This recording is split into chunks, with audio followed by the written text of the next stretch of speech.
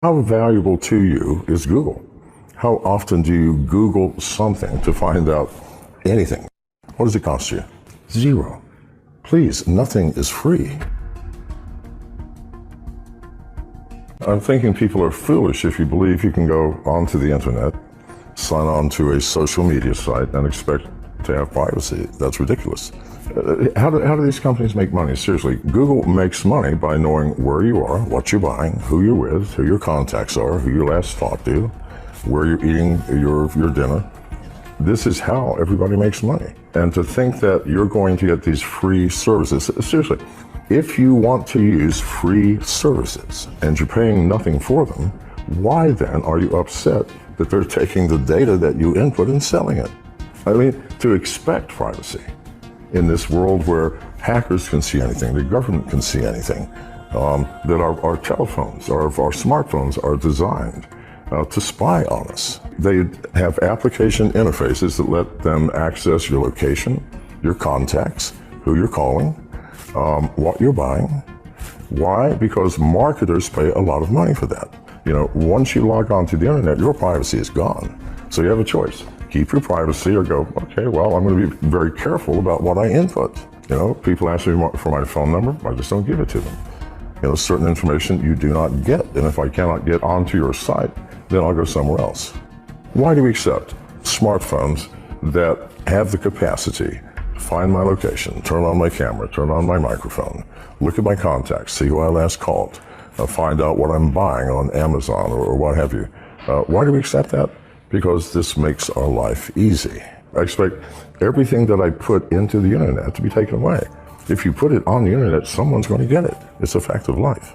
There's no way to prevent it. So what you put into it, you better expect the world to know. So I don't know, I use disinformation. You know, for example, I bought a house, a new place in a foreign country, and I said it was in Dominica. Put photographs in. Oh no, I've never been to Dominica, and I do not have a house there. However, those people who are trying to find me or looking for me, I mean, you know, you have to figure it out yourself. Protect yourself by any means possible. Disinformation, no information, limited information. But whatever you put into the internet, it's gone, man. People are going to be looking at it and reading it and watching you. Would any government allow Google, Facebook, Twitter, that has massive amounts of information on everybody, not just in America, but in the world? Do you think they would allow that just to free go on its way? Of course not. Please, the Lord. This is how governments work. You think I'm paranoid? Governments are paranoid. They're all terrified of losing power.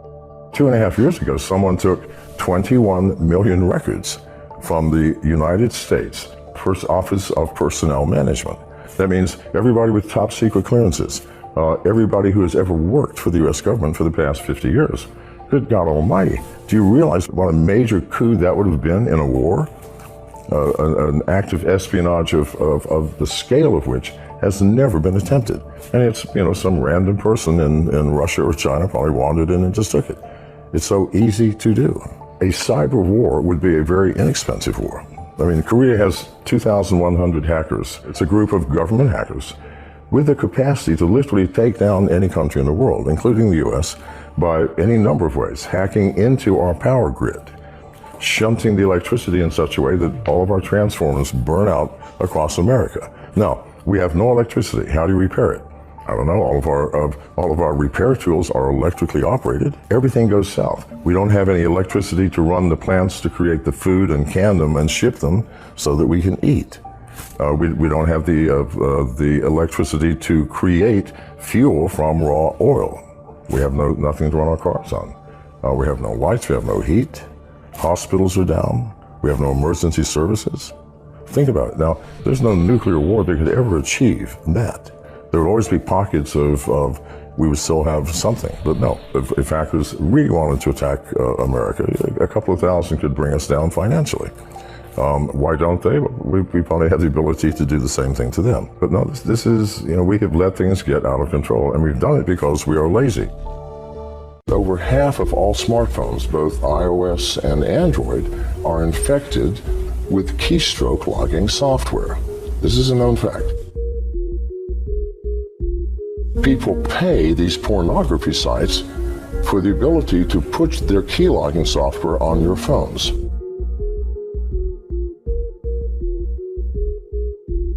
How do you think they make their money? It costs millions of dollars to maintain these massive databases and have the bandwidth to disperse this pornography. And yet you don't pay? Yes, you're paying. While you are watching your phone is watching you.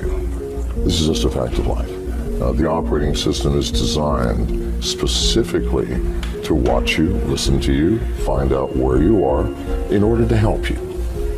It needs to know who your friends are.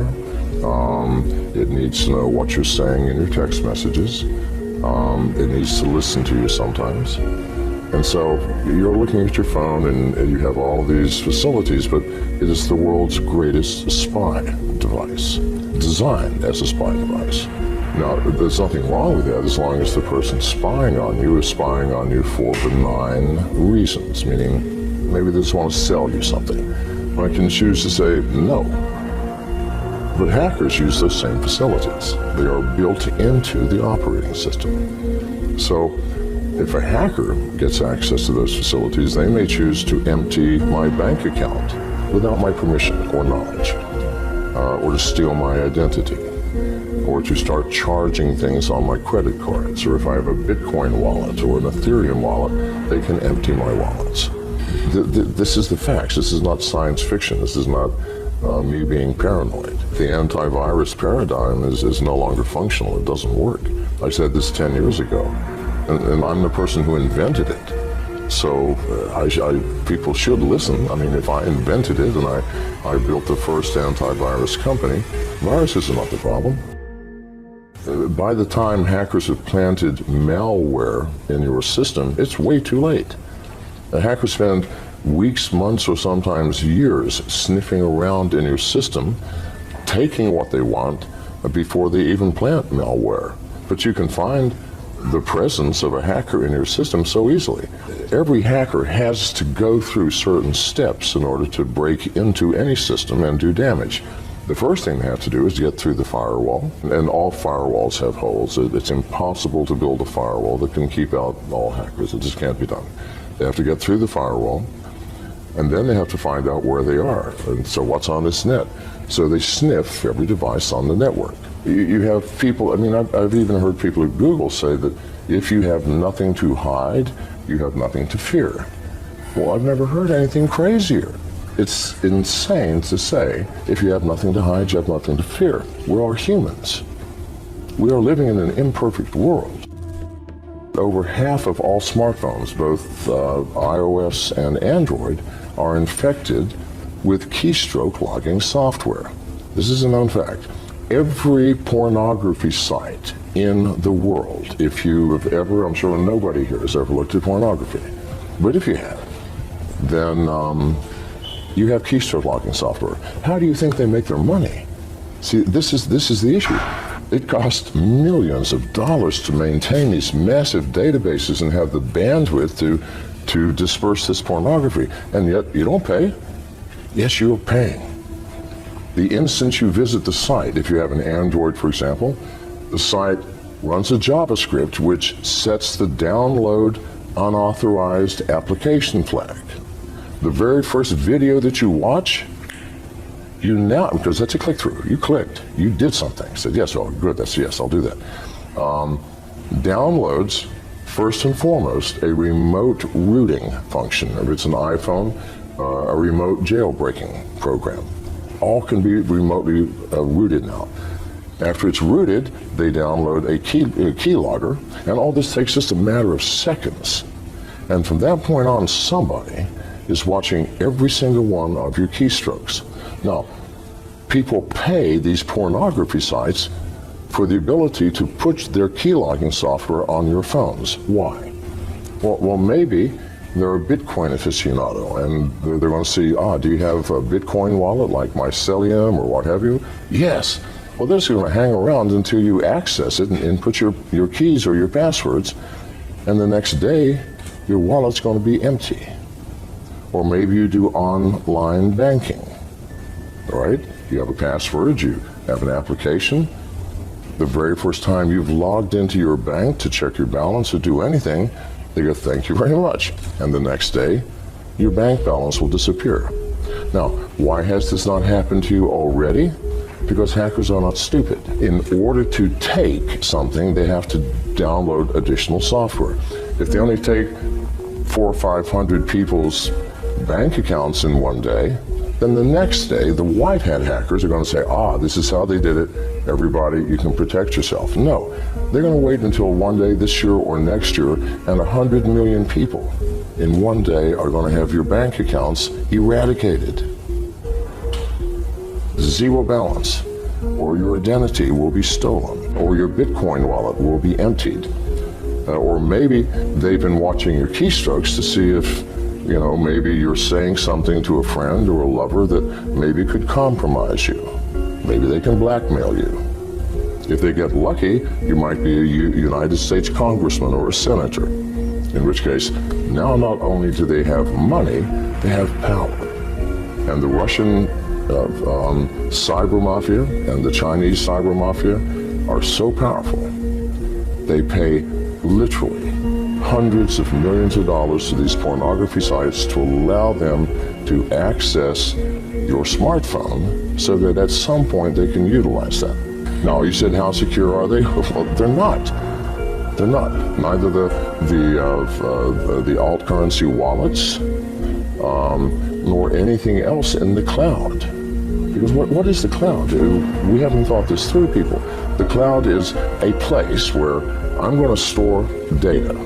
I don't know what computer it's on or even what country it's in. I don't know who is managing it and monitoring it and controlling it. I don't know what type of security facilities you have. I know nothing. And I'm willing to put my valuable data there? No.